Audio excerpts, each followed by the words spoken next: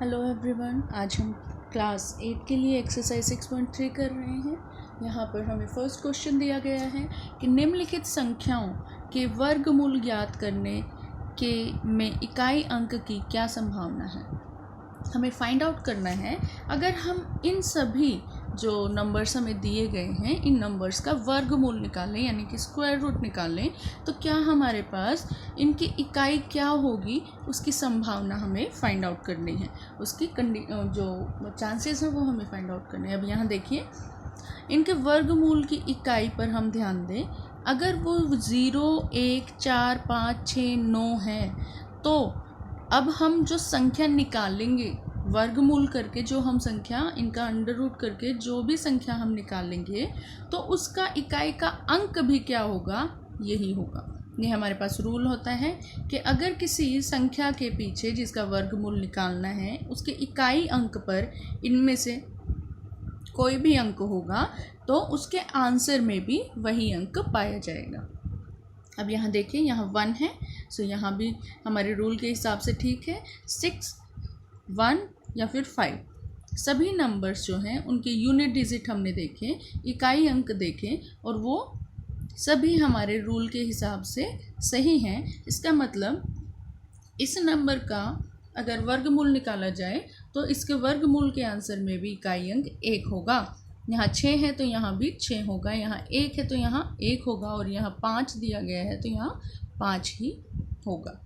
अब इसके बाद सेकंड क्वेश्चन कहता है, बिना गणना किए एक संख्या बताएं जो वास्तव में पूर्ण वर्ग नहीं है।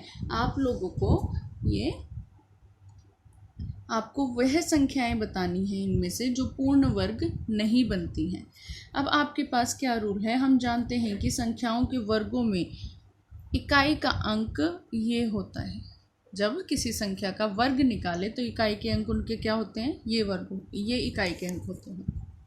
अब देखिए 153, लेकिन 3 तो हमारे रूल के हिसाब से सही नहीं है तो ये है संख्या पूर्ण वर्ग नहीं होगी।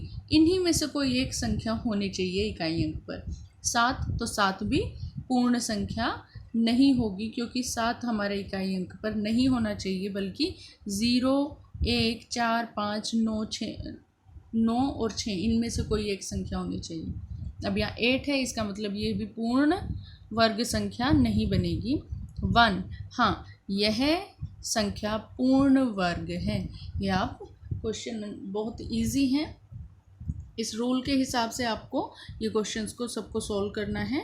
नाउ थर्ड क्वेश्चन इज कि बार बार घटाने की अवधि का इस्तेमाल करके वर्गमूल ज्ञात कीजिए। अब इस विधि में होता क्या है, आपको जिस भी नंबर का वर्गमूल निकालना है आपको उसमें से सभी ओड नंबर्स या फिर जो आपके नंबर होते हैं 1, 3, 5, 7 इन नंबर को, विषम संख्याओं को बार बार घटाते जाना है। कब तक, जब तक वहाँ पर आप 0 ना ले आए। 100 में से 1 घटाया 99। अब क्या करेंगे, 99 आ गया, 99 में से अगली विषम संख्या 3 घटा दीजिए। फिर क्या आया, 96 आया, 96 में से अगली विषम संख्या 5 घटा दीजिए। इसी तरह से अगली विषम संख्या इसके आंसर में से घटाइए। अब जब आप इस स्टेप में चलते जाएंगे, इसी तरह अलग अलग विषम संख्याओं को घटाते जाएंगे तो आपके पास आंसर में 0 आ जाता है। अब आपको क्या करना है, आपको काउंट करना है कि कितने स्टेप में ये हुआ। 1, 2, 3, 4, 5, 6, 7, 8, 9 और 10 आपके स्टेप लगे आपको यहाँ पर 0 बनाने के लिए। इसका मतलब जो हमारी संख्या है उसका वर्गमूल क्या होगा, अगर आप उसका वर्गमूल निकाल लें तो वो 10 आएगा। इस तरह से आपकी बार बार घटाने की विधि का हम इस्तेमाल करके वर्गमूल निकालते हैं। अब यहाँ पर 169 दिया है, 169 में भी हमने यही अप्लाई किया।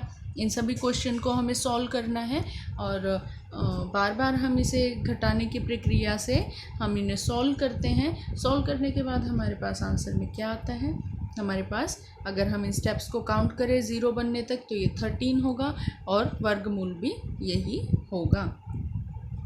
इस तरह से हमारे क्वेश्चन 3 कंप्लीट होते हैं और हम नेक्स्ट वीडियो में आगे के क्वेश्चंस को करेंगे। आई होप आपको ये 3 क्वेश्चन समझ आए हैं। अपनी बुक उठाएं, उसमें से एग्जाम्पल्स करें और इन क्वेश्चंस को भी रिवाइज करें और तब तक के लिए like share and subscribe. Thank you.